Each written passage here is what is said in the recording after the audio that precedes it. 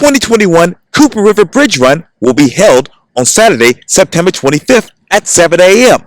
Bridge Run Director Irv Batten tells me what you can expect if you're going to head to the starting line for this edition of Quintin's Close-Ups. And if you haven't already, subscribe to my YouTube channel and like Quintin's Close-Ups on Facebook. Irv Batten, welcome back to Quintin's Close-Ups. Thanks, Quintin. Always a pleasure. Likewise, you are the race director for the Cooper River Bridge Run. And just yesterday, I was walking down Coleman, literally on the starting route of the Bridge Run. And I say, hey, let me give Irv a call just to see what's going on with the Cooper River Bridge Run. And I know in the last interview I did with you for Quintin's Close-Ups, you say, hey, listen, you've been planning at least for 2 years for this particular race. How have you reorganized the race now that it's happening in a few weeks? Well, it'll be the end of this September, so it'll be in in about less than a month. But no, we just kind of revamped everything and got back on track, and it's just a different month, but we're on schedule, so everything's going well. Going well. Where are you mentally with that? Because usually you're preparing your mind for April, but now, as you just mentioned, it's going to be in late September. Well, this is April for me now. I have 2 Aprils this year. Right. That's exactly right. And yeah, and as you know, the Bridge Run is a world-class race for the last 43 years, and unfortunately, the Cooper River Bridge Run had to be postponed to September amid concerns of COVID. What concerns do you have right now, Irv? Well, it's so everything's changing so quick. And we're prepared, and we're ready to do a little sidestepping here and there if we have to. But it's all the concerns that we had before. The increased cases and making sure everybody's safe, and it is what it is. It's the way it is right now in the world. So, but I think we're prepared. We're going to give everyone a mask and hand sanitizers. It's a smaller field, so we're spread out. We're outside. Each corral is going to be half the size of a normal one. So, we're doing everything we can to spread everybody out. And, like I said, we're going to give everybody masks. So we're going to recommend that you wear a mask on the bus. And, whenever you're real close to somebody, like in the corrals, then you could take it off when you run. And how many buses will actually be available? We'll have about 160, 170 buses. And will there be any gear bag check this year? We'll have that too. We'll have the little bags where you can put them in in the truck, and we'll bring it down. But we're kind of just recommending that you carry what you want, what you need. Same thing with the water. We're going to have regular water stops, but we're going to recommend that if you feel safer, carry what you want. Carry your own water, and we just want to make everybody feel comfortable and safe. And I'm going to get back to that in just a second, but obviously the opening day for 2021 has been determined, but officials said that the September date will allow for a much larger number of people to participate. What's that figure right now? We have, for September? Yes, sir. For September, we have a 25,000 person limit. Okay. Instead of 40, and we're right at about 24,300 right now. So we're pretty close to being sold out with, about a month to go. And I remember for Quintin's Close-Ups in late April, you said, sometimes registration is slow as far as the Cooper River Bridge Run registration. Let me ask you, how was registration down by how much from April to June? I'm not sure how far it was down. Yeah. What was the percentage of the registration? Was it down? How much was it down by? I'm not sure what you're asking. No worries. I'm confused with that question. Oh, no worries. Let me go back to late April when I spoke with you for Quintin's Close-Ups. You said the registration for the Cooper River Bridge Run at that time was very slow. What was the registration like from April to June? Was it down? Okay. How down was it? With the 25,000 person limit, we're getting about 50 or 60 a day. Okay. Which is, we had like 60 yesterday. So people are signing up. And we've announced, we let them know that, hey, we only have about 700 spots left now. So Yes, sir. As a matter of fact, go ahead.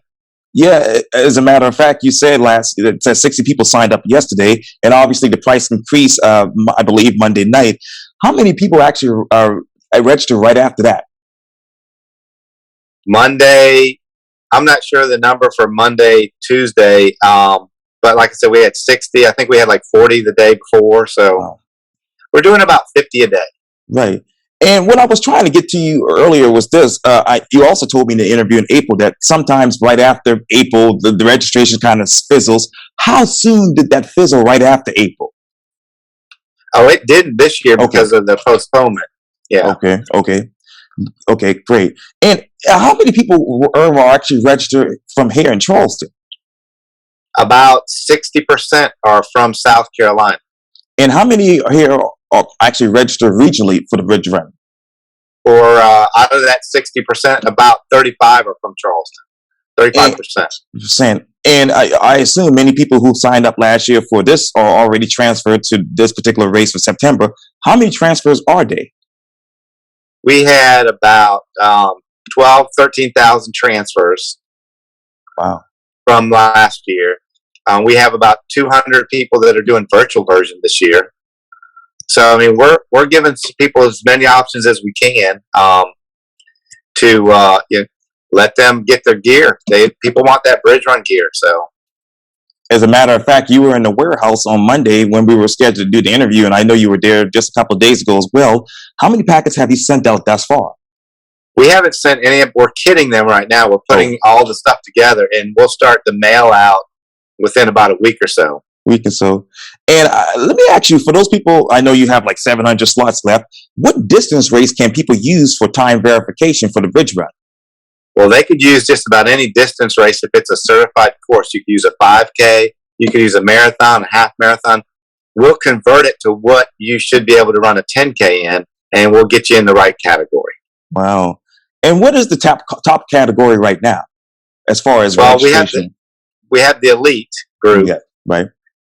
We have a smaller elite field this year. We have about 14 or 15 elites. Most of them are American. We do have some foreigners, but they live in the U.S., so we're not bringing anybody in from outside. And then we have the under 40 category, which is anybody that can run a 10K under 40 minutes. That's you. We'll have an under 45. We have a 45 to 50 category. Then we have a 50 to 60, and then anybody over an hour is the larger group. And then we do have a walk-run group too. Now, how big is that walk-run group? I'm not sure the numbers right now. It's a couple thousand. Okay. And I'm glad I asked you that question earlier about the top category, because a lot of people were concerned about, the international runners coming in and you say, hey, we're not bringing anybody over. Yeah. But let me ask you, when exactly do you expect registration to actually sell out? Well, hopefully with 700 people, hopefully within the next week or so. And how many, and I got some questions here as well as far as the registration, but are there any registration options other than the active network? No, active is our registration format. If some people, we do have some people that have converted from the live event to a virtual event if they don't feel comfortable coming. Right.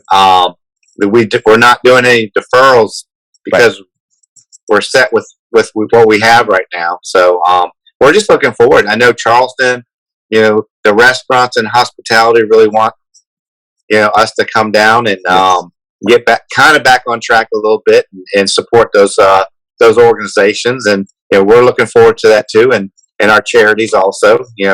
So we're just looking forward to actually having a live event, make it as safe as possible, and get ready for next year, hopefully. And speaking of organizations and charities, what's the latest on the kids run? We're going to do the kids run in October. We're going to give schools a chance to get everybody get kind of situated and stuff. Then we're going to do our little kids event in October on a Sunday afternoon. Right. It'll be at the Joe Riley baseball field, River Dogs baseball field, and we're looking forward to that too. Now, I've been doing the bridge run for close to 20 years. I know you've been doing it longer than I have. But how do you develop a plan that provides fluids on the route in a safe manner? Well, we've looked at all the data and stuff, and we have water stops. Yes, sir. I got Yes, sir. I got beeped. Yes, sir. Oh, We yeah. have the water stops in our normal locations, Okay. and the volunteers will be masked and have gloves on and stuff, and keep everything safe. And like I said, if you are running the event and don't feel comfortable with traditional water stop, then we're recommending that you bring your own personal water bottle. And let's fast forward to the finish line. Will the finish line area be expanded to provide more space for social distancing? And will it actually include directional guidance to promote one-way foot traffic? We're going to have all kind of directional arrows and signs for you to get into the park, get your drink and refreshments, and then we'll also have directional signs to get back on the buses or to depart. And we'd like to have it as normal as possible, but we'll just have to see how things progress or degress between now and then, and we'll make announcements, as we get closer to the event on if we have to change any kind of protocol. Well, let me ask you this, Irv. Will you simply distribute individually packaged servings of bottled water and post-race nutrition at the finish line? We'll have the bottled water, but as of right now, we're going to just do it traditionally right now. Okay. With refreshments. Refreshments. And this might be a tricky question, but I like to look far out. That's why I booked this interview with you far out a long time ago. But how many people have actually signed up for the 2022 race?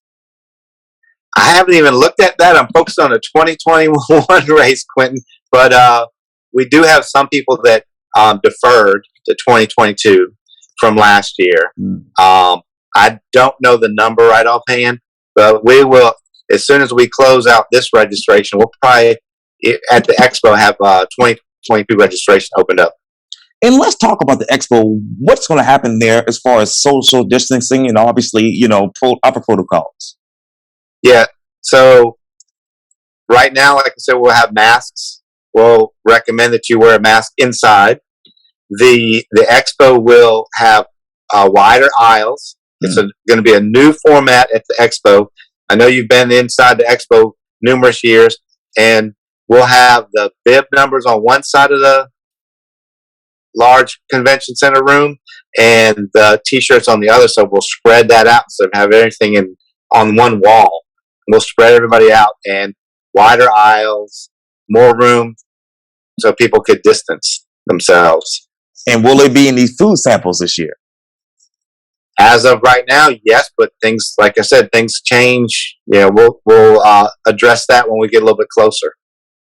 Irv Batten with the Cooper River Bridge Run. Thank you so much for your time. And again, welcome back to Quintin's Close Ups. Thanks, Quintin. Anytime. Thank you.